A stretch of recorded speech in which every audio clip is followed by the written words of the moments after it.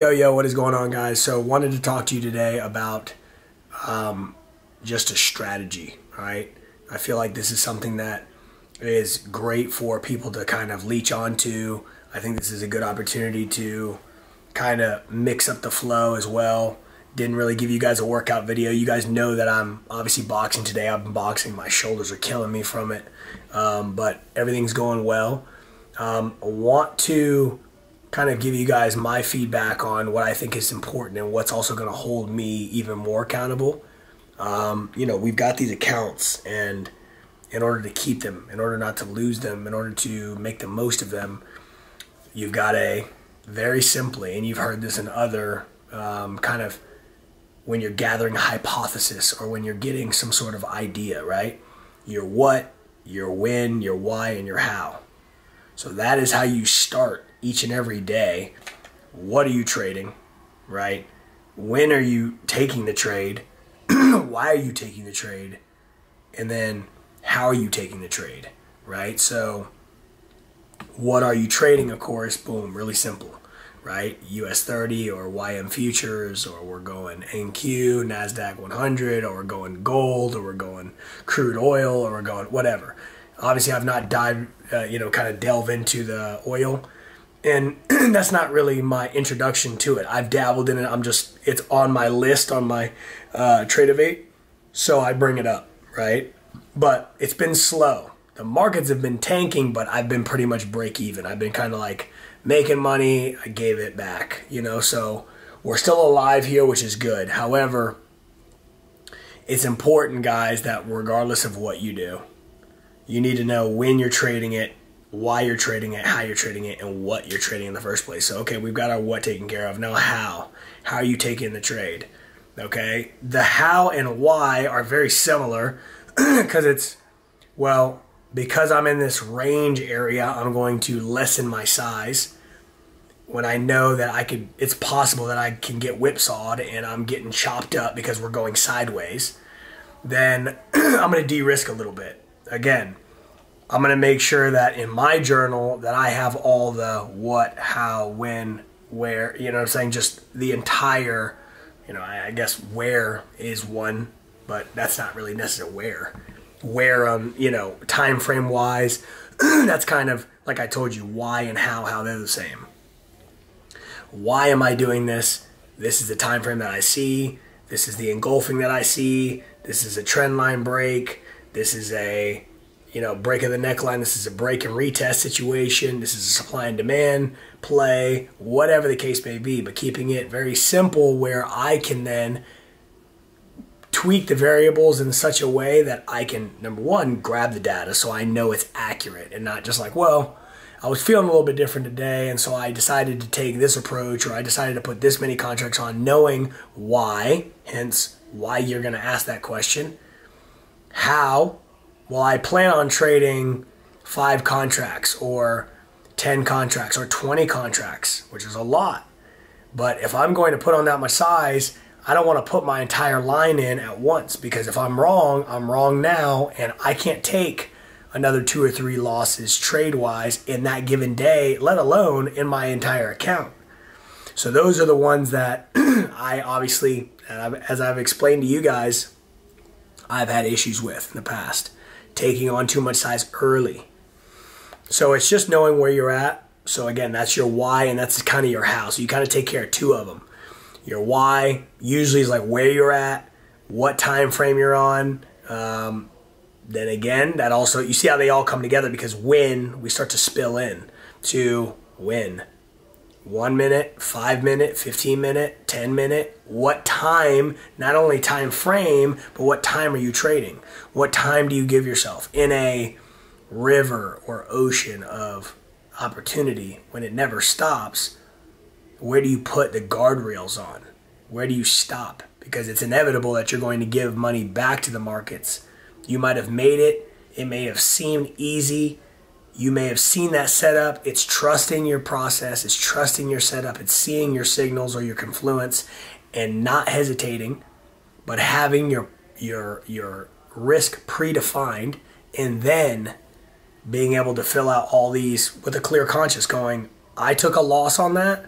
However, I knew that the cost of doing business, as you guys have heard me say before, was $500, $200, $400, $1,000, $2,000. It all depends on your account size, right? Then I love this from trader Tom Dante, and I've seen this in some of his videos before. Shout out to him. The demon finder, which is like, did I oversize, right, or over leverage? Did I have no stop loss on? Did I cut my profits short? Did I not take profits? Did I move my stop loss because it started to approach? And I was like, oh, I didn't. So you're not trusting your process. You already said what the cost of doing business is. You drag it up and you're like, oh, I'll just give it a little bit more room. You can't do that. So it's just figuring out where the cost of business is, keeping it there because you already know that you've got a healthy risk to reward based off of that. For you to move it in real time is just not going to work unless you're using the stop loss as a trailing stop. Okay, we've made lower highs, lower lows, we're selling. Okay, made another lower high, lower low, that's below your level. Now you want to bring it down or start to put it in profit. That makes sense. Okay, so the other two demon finders is, did I take profits or did I leave profits on the table? And it pulled all the way back to a $200 day when I was up $4,000 or something like that.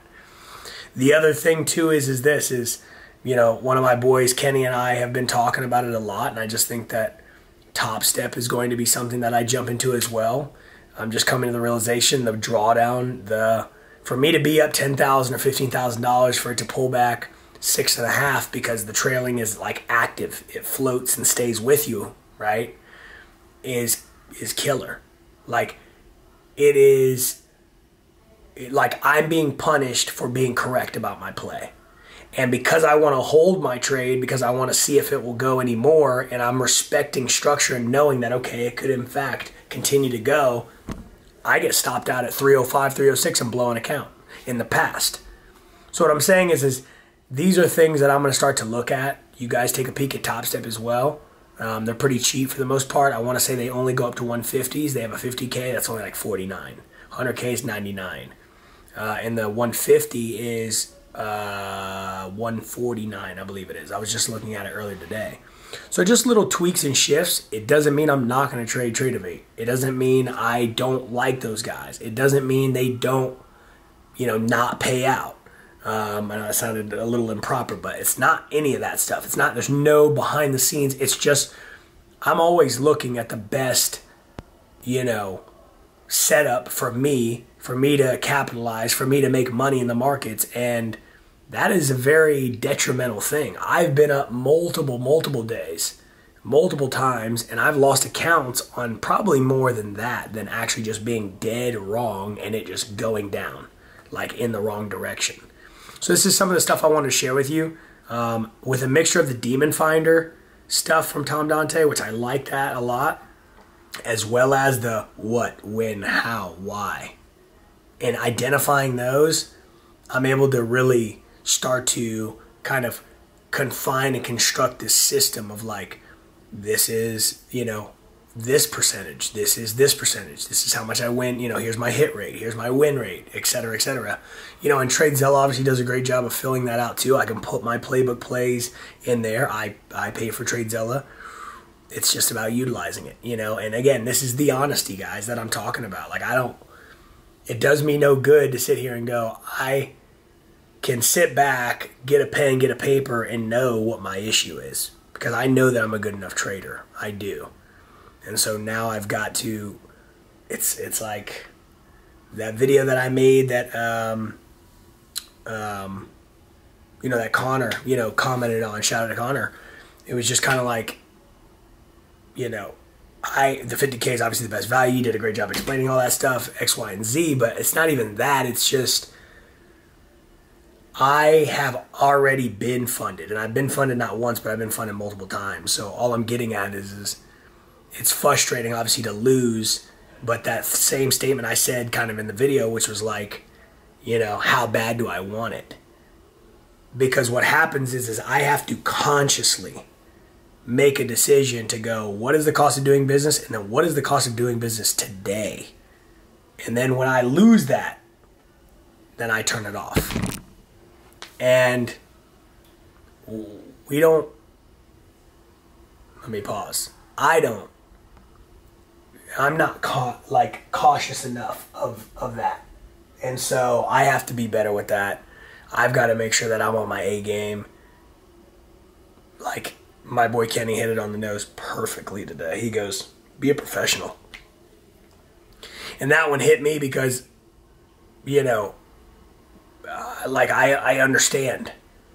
It's like, wow, I really what do I expect? What kind of results do I expect if I don't have a tried and true system that no matter what happened, the world could be turning upside down.